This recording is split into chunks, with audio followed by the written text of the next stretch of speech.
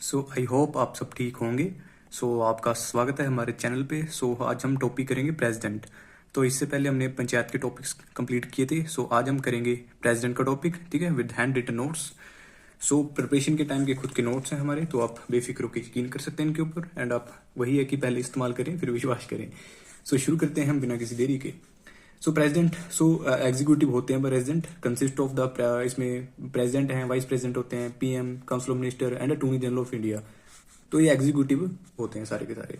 The president is the head of the Indian states. He is the first citizen of India. पहला नागरिक माना जाता है president को इंडिया का। And act as the symbol of unity, integrity, sovereignty of nation. अब election देखते हैं प्रेसिडेंट के। इलेक्शन कैसे होते हैं, क्या प्रोसेस होता है उसका, ठीक है। तो पी के लिए काफी इंपॉर्टेंट हो सकता है ये। President is elected no directly by the people. People उनको डायरेक्टली इलेक्ट नहीं करते, but the member of electoral college. Electoral college में भी मतलब कि एक ग्रुप सा बनाया जाता है बेसिकली, सिंपल भाषा में अगर देखा जाए, कंसिस्टिंग ऑफ, जिसमें इलेक्टेड मेंबर ऑफ लोकसभा के होते हैं। ये प्री के लिए इंपॉर्टेंट है कि कौन कौन से मेंबर होते हैं। तो इलेक्टेड मेंबर लोकसभा के, ठीक है, यहाँ पे नॉमिनेट की बात नहीं की गई है। Elected member of Lok Sabha, elected member of Rajya Sabha की, elected member of legislative assembly of states, state में जो कि विधानसभा होती है, elected member of legislative assembly of Delhi and Puducherry, ठीक है, पौंडीचेरी। क्यों? क्योंकि ऑब्वियसली इनमें अपनी बनी हुई है legislative assembly. Nominated members both house parliament and nominated member of the state legislative assembly and all other member of state legislative council do not participate. मतलब कि कहने का मतलब है कि जो भी इलेक्टेड मेंबर होते हैं वो सारे पार्टिसिपेट करते हैं प्रेसिडेंट की इलेक्शन में। जो भी नॉमिनेटेड मेंबर हैं वो इलेक्शन में पार्टिसिपेट नहीं करते, ठीक है, चाहे राज्यसभा के हैं, चाहे लोकसभा के हैं, चाहे स्टेट ऑफ जो काउंसिल लेजिस्लेटिव काउंसिल होती है, ठीक है, विधान परिषद, जैसे कि उत्तर प्रदेश में है, वहाँ पे विधान लेजिस्लेटिव असेंबली भी और काउंसिल भी है। तो काउंसिल के पार्ट नहीं करेंगे, सिर्फ इलेक्टेड मेंबर पार्ट करेंगे। उसके बाद where legislative assembly of state is dissolved and member cease to be qualified to vote in election, present election. मतलब कि जहाँ की लोकसभा वगैरह, लोकसभा नहीं, जहाँ की स्टेट लेजिस्लेटिव जो असेंबली है वो डिसॉल्व हो चुकी है, ठीक है, तो ऑब्वियसली वो क्वालिफाई नहीं होंगे, cease to be qualified to vote in present election. Election of a president is held in accordance with the system of proportional representation by means of the single transferable vote and the voting is by the secret ballot, ठीक है। इसमें से दो important point है। पहली बात, जो भी प्रेसिडेंट की वोटिंग डलती है प्रेसिडेंट के इलेक्शन के लिए, वो प्रोपोर्शनल रिप्रेजेंटेशन से डलती है। बल्कि उसमें चॉइस रखी जाती है कि फर्स्ट चॉइस आपकी कौन सी है, फिर सेकंड कौन सी है, ठीक है, अगर सेकंड नहीं है तो फिर थर्ड चॉइस कौन सी है, ऐसे चॉइस रख के जीता जाता है मतलब इसमें, ठीक है। एंड इसमें परसेंटेज इंपॉर्टेंट होती है, ठीक है। एंड जो दूसरी होती है first pass the post factor, जैसे कि लोकसभा के चुनाव होते हैं, ठीक है, वो डिफरेंट होती है थोड़ी। उसमें परसेंटेज वगैरह ज़्यादा मैटर नहीं करती, ठीक है। उसके परसेंटेज के अकॉर्डिंग सीटें नहीं दी जाती, उसमें जो जीत गया बच्चा एक वोट से जीता है उसको दे दी जाती है सीट। तो इसमें एक सेकंड बात इंपॉर्टेंट क्या है कि इसमें सीक्रेट बैलेट से वोट होती है। चाहे प्रेसिडेंट के इलेक्शन होते हैं चाहे वाइस प्रेसिडेंट के होते हैं, दोनों की सीक्रेट बैलेट से ही वोट डलेगी। ये इंपॉर्टेंट पॉइंट है। वो कंफ्यूज क्या करेंगे कि राज्यसभा की सीक्रेट बैलेट ओपन बैलेट से होती है ऐसा कह देंगे, और प्रेसिडेंट की सीक्रेट बैलेट से होती है, या फिर उल्टा कर देंगे कि इसकी ओपन बैलेट से होती है उसकी सीक्रेट से। तो ये आपने याद रखना है। फिर all doubts and disputes in the election of the president into and decided by the supreme court, ठीक है। ये भी आपने याद रखना इंपॉर्टेंट है प्री के लिए कि कौन डिसाइड करता है अगर कोई डिस्प्यूट आ गया इलेक्शंस में, प्रेसिडेंट के इलेक्शंस में, तो उसको सुप्रीम कोर्ट, ठीक है, ऐसा नहीं कि हाई कोर्ट में मामला जाएगा, सीधा सुप्रीम कोर्ट में जाएगा, ठीक है, क्योंकि इसके पास ओरिजिनल जुडिक्शन है उसकी।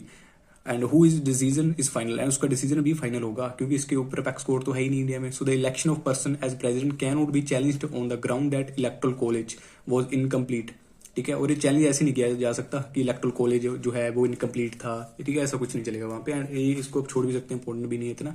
If the election of person as president is declared invalid by the Supreme Court, act done by him before the date of such declaration of Supreme Court are not invalidated and continue to remain in force, ठीक है। मतलब कि जैसे president ने कोई काम करवा दिया कोई, उसके बाद अगर उसके इलेक्शंस वगैरह या फिर उसको हटा दिया जाता है पदवी से, तो उसके जो पहले काम किए हुए थे वो सारे ऐसे ही रहेंगे, उसको इनवैलिडेट नहीं डिक्लेयर किया जा सकता।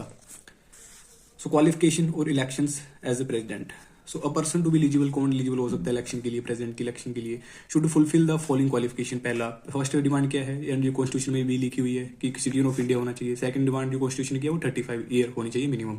ऐसी वाइस प्रेसिडेंट की भी है, ऐसी प्रेसिडेंट की भी है, ठीक है। उसके बाद he should be qualified for election as member of Lok Sabha, Lok Sabha के इलेक्शंस के लिए वो क्वालिफाई होना चाहिए। एंड वाइस प्रेसिडेंट राज्यसभा के मेंबर्स वोटिंग के लिए। ही should not held any office of profit, ठीक है। ऑफिस ऑफ प्रॉफिट क्या होता है कि सरकार के कोई लाभ के पद के ऊपर ना बैठा हो, जैसे प्रेसिडेंट हो गया, वाइस प्रेसिडेंट हो गया, गवर्नर ऑफ स्टेट हो गया, minister of central and state के जो भी मिनिस्टर्स आते हैं, ठीक है, वो सारे ऑफिस ऑफ प्रॉफिट में आते हैं। एंड ये state is not deem to hold any office of profit and hence qualified and presidential election. So वो क्वालिफाई नहीं हो सकता अगर ये सारी चीज़ें हैं, मतलब कि ऑफिस ऑफ प्रॉफिट के ऊपर बैठा है वो, ठीक है जी। उसके बाद President must subscribed by at least 50 electors as purpose and 50 electors as scanders, मतलब कि उस 50 इलेक्टर होने चाहिए उसके पास अगर किसी ने खड़ा होना प्रेसिडेंट इलेक्शन के लिए, ठीक है। एंड 50 स्कैंडर्स होने उसके पास होने चाहिए। So every candidate has to make a security deposit, and जो भी कैंडिडेट खड़ा होगा प्रेसिडेंट के इलेक्शन में उसको 15,000 RB के बाद डिपॉजिट करवाने पड़ेंगे। 6% वोट कंपल्सरी डलनी ही चाहिए उसको। अगर 6% वोट नहीं डलती प्रेसिडेंट को तो ये 15,000 उसका RBI रख लेगी, वो वापस नहीं देगी फिर ये, ठीक है। ये 6% वोट उसको डलनी चाहिए प्रेसिडेंट को, ये भी आपने याद रखना है, ठीक है।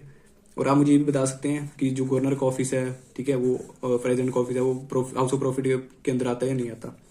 उसके बाद the oath of office to the president is administrative, कौन मतलब कि ओथ कौन चुका देता है उसको, कौन दिलाता है, तो चीफ जस्टिस ऑफ इंडिया दिलाते हैं, ठीक है। चीफ जस्टिस ऑफ इंडिया को प्रेसिडेंट दिलाएंगे और प्रेसिडेंट को चीफ जस्टिस ऑफ इंडिया दिलाएंगे ओथ, ठीक है। ये भी आपने याद रखनी है, इंपॉर्टेंट है ये भी, important. Conditions of president's office, कुछ कंडीशंस होती हैं जैसे कि the constitution lays down following, जैसे कि he should not be member of both house of parliament, दोनों हाउस का मेंबर नहीं होना चाहिए ऑब्वियसली। फिर he should not hold any office of profit, हमने देख लिया किसी ऑफिस प्रॉफिट के ऊपर ना बैठा हो।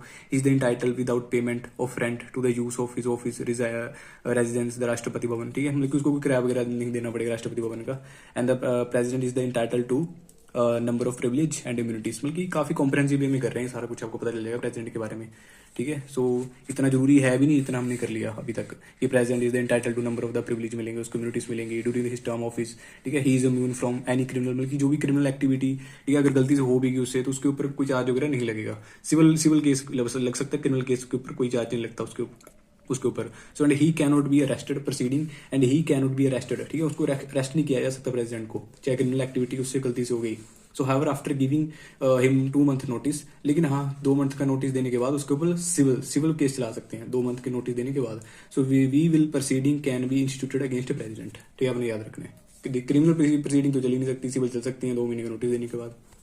फिर टेन्योर उसका, so president hold office for term of 5 years, 5 साल के लिए होता है। The date on which he enters upon his office and however he can resign दे सकता है कभी भी, ठीक है, जब भी उसका मन करता है, any time. And resignation letter किसको देगा, वाइस प्रेसिडेंट को। वाइस प्रेसिडेंट किसको देगा, प्रेसिडेंट को। So vice president can hold office beyond his term 5 years until his successor resume charge, मतलब कि तब तक बैठ भी सकता है वाइस प्रेसिडेंट और सच प्रेसिडेंट जब तक उसका सक्सेसर आ नहीं सकता, ठीक है, तब वो होल्ड भी कर सकता है। So he is also eligible for re election के लिए एलिजिबल है, ठीक है। अच्छा, अमेरिका में US से है, वहाँ पे प्रेसिडेंट कितनी बार बन सकता है, 2 बार बन सकता है, ठीक है। 4-4 साल का टर्म होता है उनका, टोटल 8 साल का हो गया तो 2 बार से ज्यादा मैक्सिमम नहीं बन सकते वहाँ पे, ठीक है। लेकिन इंडिया में ऐसा कुछ नहीं है, री इलेक्शन के लिए जा सकते हैं वो, लेकिन मोस्ट ऑफ हमारे प्रेसिडेंट री इलेक्शन के लिए जाते नहीं है। So he may be elected for any number of terms, however in USA person cannot be elected to the office vice president 2 times, ठीक है, 2 times के लिए बनते हैं वहाँ पे। उसके बाद vacancy in the office of president, कैसे वैकेंसी बची जाती है उनकी, कैसे होती है। So vacancy in the office of president can occur in any following ways. So अगर तो एक्सपायरी होगी उसकी टर्म, ऑब्वियसली 5 साल पूरे हो गए तो वैकेंसी बच जाएगी, फर्स्ट पॉइंट। सेकंड क्या है, बाय द रेजिग्नेशन दे सकता है खुद से, ठीक है, वैकेंसी बच जाएगी, सेकंड पॉइंट। थर्ड, अगर ठीक है उसकी मृत्यु हो जाए, ठीक है, डाइट। सो 2 प्रेसिडेंट, ठीक है, आप ये भी याद रख सकते हैं नॉलेज के लिए कि 2 प्रेसिडेंट ऐसे थे जिनके टेन्योर में भी पूरे हो चुके थे, ठीक है, उनकी मृत्यु हो चुकी थी, जैसे डॉक्टर जाकिर हुसैन एंड फखरुद्दीन अली अहमद, ठीक है, दोनों ही टर्म के दौरान ही ऊपर चले गए थे, doctor Zakir Hussain and Fakhruddin Ali Ahmed. So when he becomes disqualified to hold office, ठीक है, बल्कि चौथी टर्म क्या है, चौथी की अगर वो डिस्क्वालीफाई हो जाए अपने ऑफिस से, व्हेन हिज इलेक्शन से डिक्लेयर्ड इनवैलिड हो जाए उनकी इलेक्शंस। सो 5th पॉइंट है कि इम्पीचमेंट, ठीक है, इम्पीचमेंट चला दी जाए उनके ऊपर। एंड इम्पीचमेंट का सिर्फ एक ही कारण हो सकता है कि वॉल्यूशन कर दिया कॉन्स्टिट्यूशन का, और कोई टर्म नहीं है कॉन्स्टिट्यूशन में, ये आपने याद रखना है। अगर वैसा उलझाने की कोशिश करें प्री में, ठीक है, कि कुछ और बात होगी, ऐसी कुछ और बात नहीं है, ठीक है, कि मिसबिहेवियर सिर्फ कॉन्स्टिट्यूशन से वॉल्यूशन कॉन्स्टिट्यूशन का ही लगता है उनके ऊपर, फिर उनको इम्पीचमेंट के लिए आगे भेजा जा सकता है। So impeachment on vice president, so the president can be removed from the office by the process of impeachment for violation of the constitution, ठीक है, सिर्फ कॉन्स्टिट्यूशन की वॉलेशन के लिए इम्पीचमेंट चलाया जा सकता है। आर्टिकल 61 में दिया गया है वो।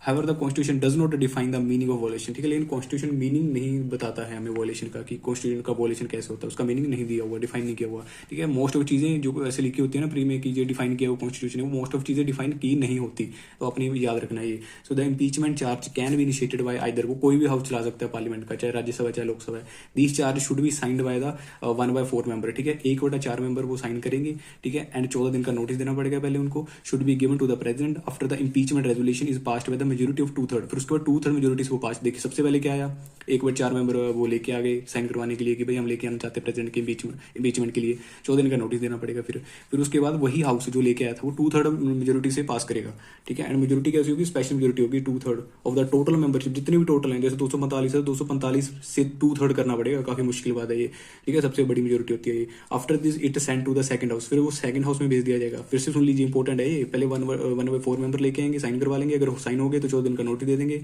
प्रेसिडेंट को, ठीक है, फिर उसके बाद वही हाउस 2/3 से पास कर देगा, ठीक है, टोटल मेंबरशिप से, एंड फिर सेकंड हाउस में भेज देंगे, सो विच शुड इन्वेस्टिगेट करेगा। अगर चार्ज वो सही निकलाते हैं तो president has the right to appear, and president के पास ये राइट भी है, वो भी प्री में डाल सकता है कि राइट नहीं है, प्रेसिडेंट का राइट है वो अपीयर हो सकता है, ठीक है, हाउस में।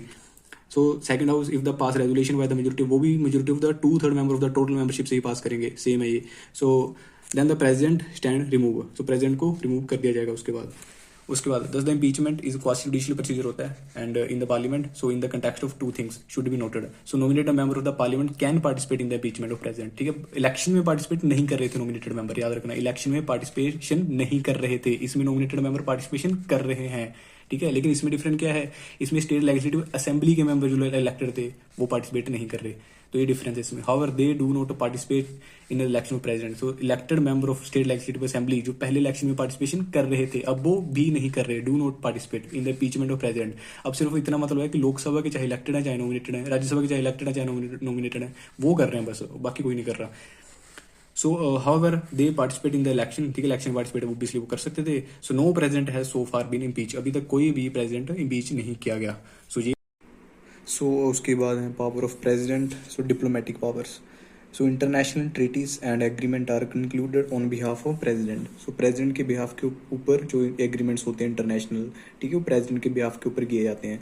सो they are subject to the approval of president and president represent India in international forum and send receive diplomats, मतलब कि send करता है डिप्लोमेट्स को, रिसीव करता है। फिर उसके मिलिट्री पावर्स होते हैं उसके पास, he has the supreme commander of the defence force of India and in that capacity, मतलब कि डिफेंस फोर्सेस का सुप्रीम कमांडर होता है वो तीनों फोर्सेस का, में जैसे कि आर्मी होगी, नेवल फोर्स होगी, एयर फोर्स होगी। He appoints the chief of army को भी वही अपॉइंट करता है, एयरफोर्स नेवी के, and he can declare war को भी वही डिक्लेयर कर सकता है, ठीक है, मतलब कि उसकी वो घोषणा करेगा फिर डिक्लेयर कर सकता है कि वॉर में हैं हम। सो एमरजेंसी पावर्स हैं उसके बाद, so constitution confers extraordinary powers on the president to deal with the following 3 type of emergencies, like national emergency article 352, president rule 356 and financial emergency 350.